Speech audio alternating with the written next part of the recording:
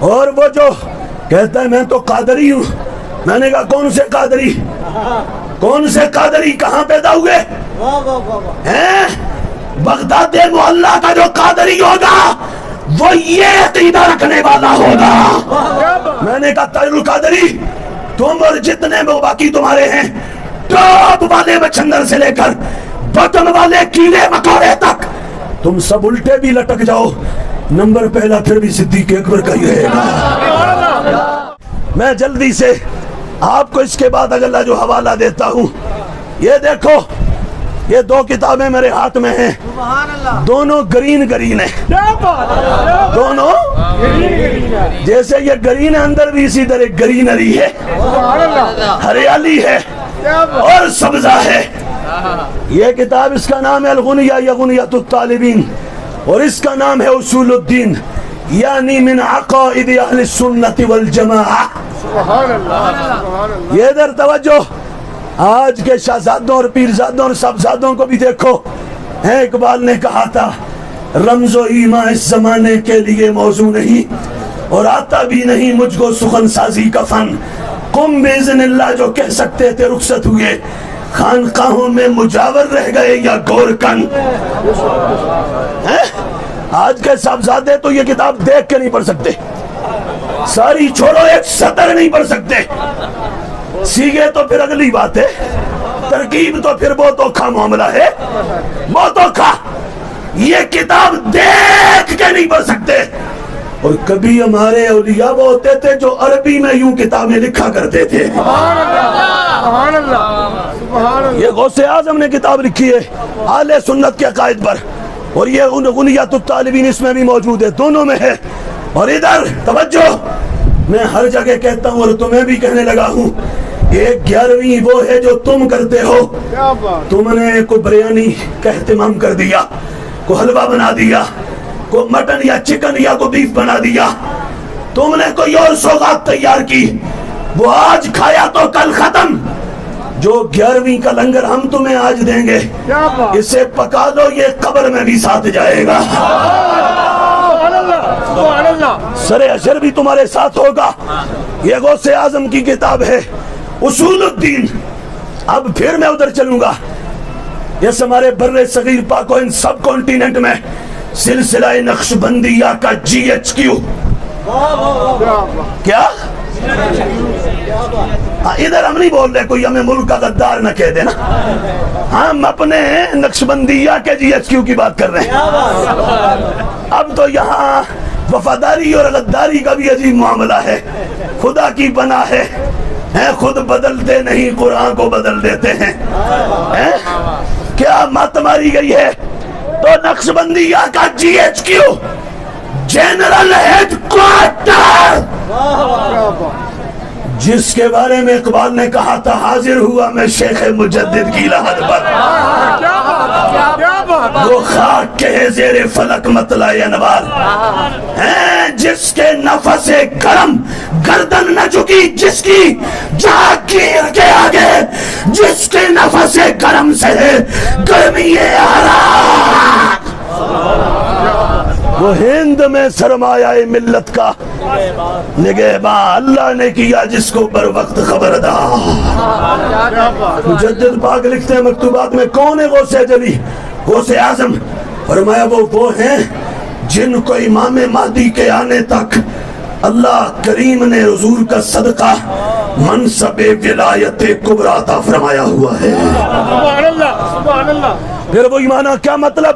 جسے چاہے ولی بنا دیں، جسے چاہے ولی، یہ میں نہیں کہہ رہا، مجدد پاک فرما رہے ہیں، فرمایا جسے چاہے ولی بنا دیں، جس سے چاہے ولایت واپس لے لیں، سلب فرما لیں، یہ مقام ہے۔ اور جنہیں پیروں کا پیر کہتے ہیں، جن کے سامنے 90 لاکھ کو کلمہ پڑھانے والا معین بے قسام بھی حاضر ہوتا ہے نا، تو کہتا ہے معین غلام تو شد، غوث جلی آپ کا غلام ہے، من گدایم تو سلطان دو عالم شدی، از تو دارم تمایا شاہ جیلا مددے۔ وہ غوث جیلانی ہے، ان کی کتاب ہے، جو ولی بناتے ہیں، ولایت دیتے ہیں، ولایت بانٹتے سے پوچھو کون ہے نبیوں رسولوں کے بعد سب سے اونچا، سب سے اعلیٰ، سب سے بلند رتبہ، سب سے بلند شان؟ تو آپ بات کرتے کرتے حضور کی امت کی، پھر صحابہ کی، پھر بدریوں کی، پھر عشرہ مبشرہ کی، پھر اس کے بعد خلفائے اربعہ کی، پھر فرماتے ہیں وَأَفْضَلُ الْأَرْبَعَةِ ابو بکر ثم عمر ثم عثمان ثم علی۔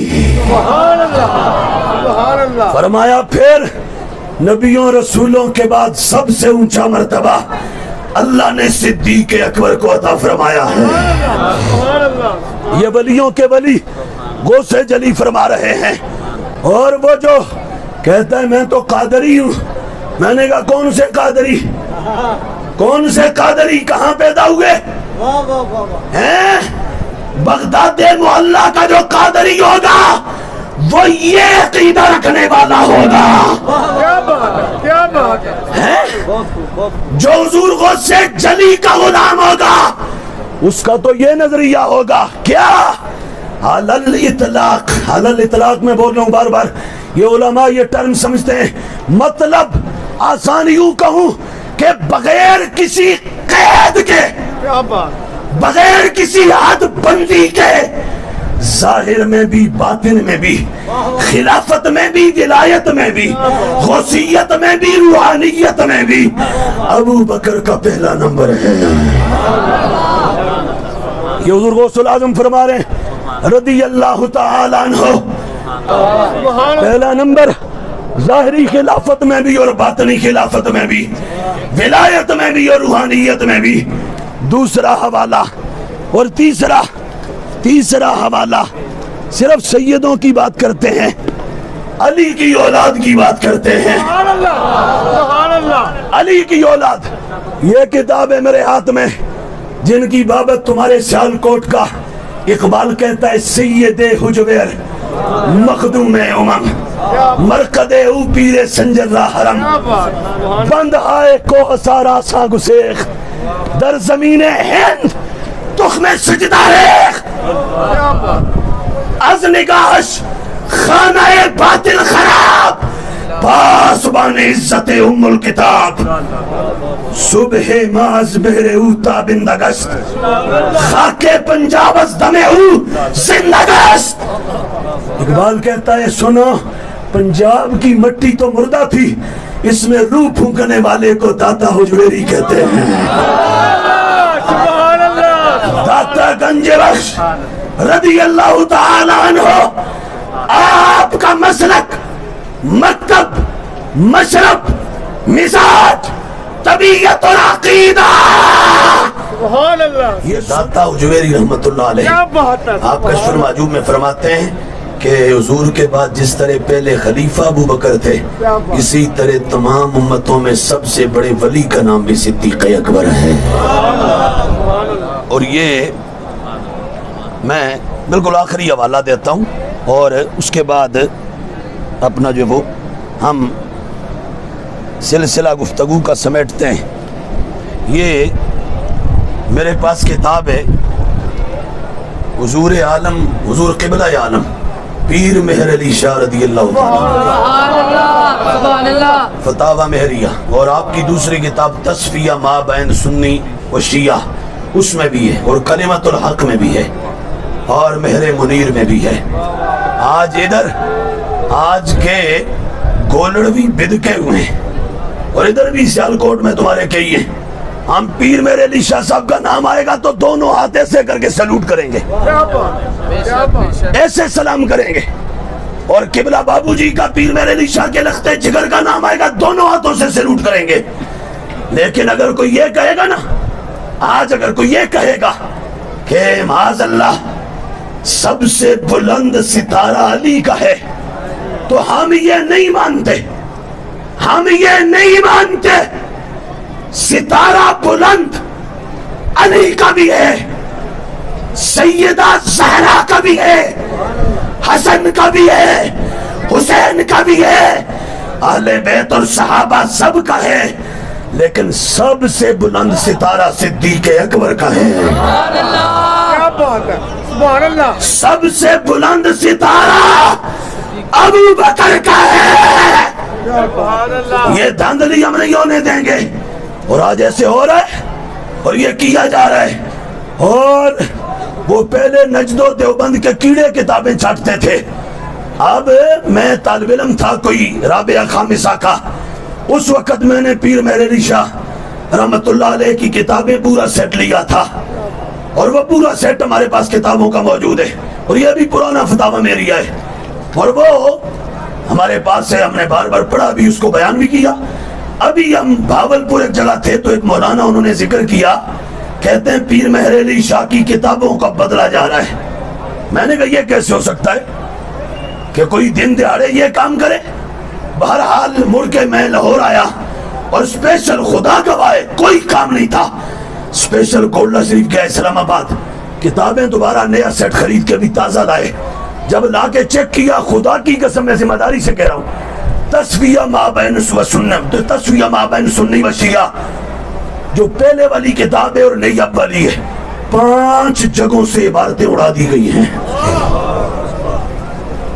اور اگلی بات ادھر اڑائی بھی وہ جگہ ہیں جہاں شان صحابہ تھی, جہاں شان صحابہ تھی وہ اڑائی. جہاں شان صدیق تھی, شان امیر معاویہ تھی, وہ جگہ اڑا دی. میں نے کہا بھئی یہ کیا ہوا؟ لیکن وہ سیانے کہتے ہیں نا, کبوتر آنکھیں بند کر کے سمجھتا ہے کہ اب مجھے کوئی نہیں دیکھ رہا. تو یہ ہم واضح کہتے ہیں ہر گولڈوی کو کہ تم چندے کھاؤ, پیسہ کھاؤ اور نظرانہ نہیں سود ہے پیران حرم کا. اقبال نے کہا تھا ہر خرقہ سالوس کے اندر ہے مہاجن, یہ اقبال نے بولا تھا نا.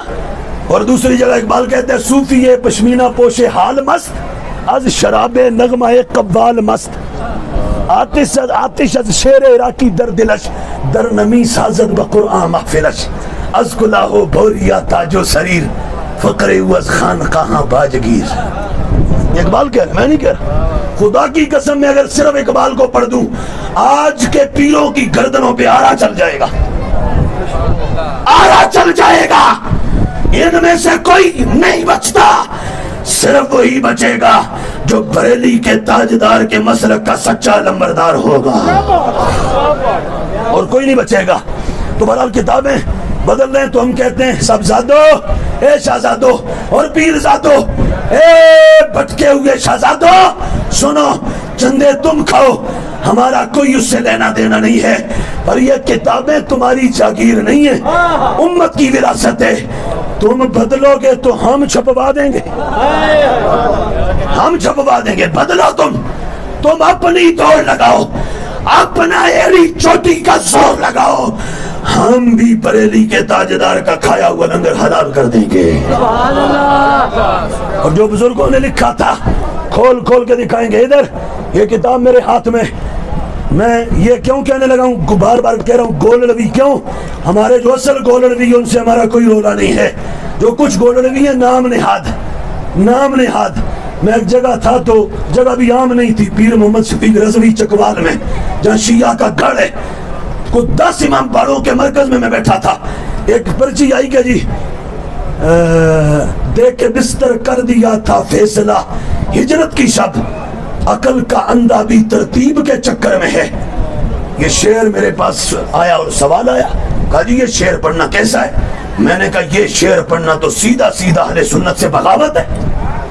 کیا مطلب؟ میں نے کہا یہ تو کہہ رہا ہے نبی نے بستر دے کے تو علی کو پہلا نمبر دے دیا تھا, اور جو عقل کا اندھا ہے وہ ابھی بھی ترتیب کے ابو بکر, عمر, عثمان, علی اس ترتیب کے چکر میں ہے. حضور نے تو بستر دے کے فیصلہ کر دیا تھا, دیکھ کے بستر کر دیا تھا فیصلہ ہجرت کی شب, ہجرت والی رات. عقل کا اندھا بھی ترتیب کے چکر میں ہے. میں نے کہا مجھے شعر و شاعری نہیں آتی, ہاں عبارت سنو تو بھی سنا دوں گا, شعر و شاعری نہیں آتی. اور عبارت یہ نہیں کہ بھئی میں رٹ رٹا کے کسی کی سن کے, اللہ کا کرم ہے ابھی بھی 20 سبق میں روزانہ کے بیٹھ کے درس نظامی کے خود پڑھاتا ہوں. کیا بات ہے, کیا بات ہے. میں ابھی یہاں بیٹھ کے نحو میر پرانی پوری فارسی میں زبانی سنا دوں گا. بدن کے لفظ مستعمل در سخن عرب بر دو قسم است، مفرد و مرکب. مفرد لفظ باشد کے تنہا دلالت کند بر یک معنی. تمام افعال متصرف اور اسماء متمکنہ دو قسم پر ہے. میں یہ سارا سنا دوں گا. میں ابھی ہدایت النحو زبانی سنا دوں گا عربی متن سے. میں منطق کی برکات عربی متن سے زبانی سنا دوں گا. میں علم وراثت کی سراجی جو پورے درس نظامی میں ایک کتاب ہے میں ابھی پڑھوں گا. قال علماؤنا رحمهم اللہ تعالی تتعلق بطریقۃ المیت حقوق اربعۃ مرتبۃ. الاول یبدأ بتکفینہ وتجہیزہ من غیر تبدیل وتقدیم. ایسے پڑھ دوں گا. اور میں پھر یہ بھی بتاؤں گا لفظ تاریکہ ہوتا ہے، ترکہ ہوتا ہے، درکہ ہوتا ہے، ترکہ ہوتا ہے. میں یہ بھی بتاؤں گا. سمجھ آگئی؟ اور میں صرف یہ نہیں، میں اللہ کے فضل سے خدا کی دی ہوئی توفیق سے ابھی ادھر بیٹھے بیٹھے صحاح ستہ کی 50 حدیثیں شان صدیق اکبر میں زبانی سنا دوں گا، شان عمر میں زبانی سنا دوں گا، شان عثمان میں سنا دوں گا، شان مولا علی میں سنا دوں گا. الحمدللہ تعالی. مجھے شعر و شاعری نہیں آتی. ہم نے یہ کتابیں پڑھنی سیکھی ہیں اور آج بھی پڑھتے پڑھاتے ہیں، لیکن میں نے کہا یہ شعر دیکھ کے مجھے غضب آ رہا ہے اور دل کرتا ہے ایک شعر اس پہ میں بھی کہہ دوں، ایک شعر میں کہہ دوں. جیسا بھی یہ قبول کر لیں. وہ کہتا ہے دیکھ کے بستر کر دیا تھا فیصلہ ہجرت کی شب میں کہ اور عقل کا اندھا بھی ترتیب کے چکر میں ہے. وہ کہتا ہے اور میں کیا کہتا ہوں؟ میں کہتا ہوں رکھ کے ابو بکر کی گود میں سر ہجرت کی شب کر دیا تھا فیصلہ.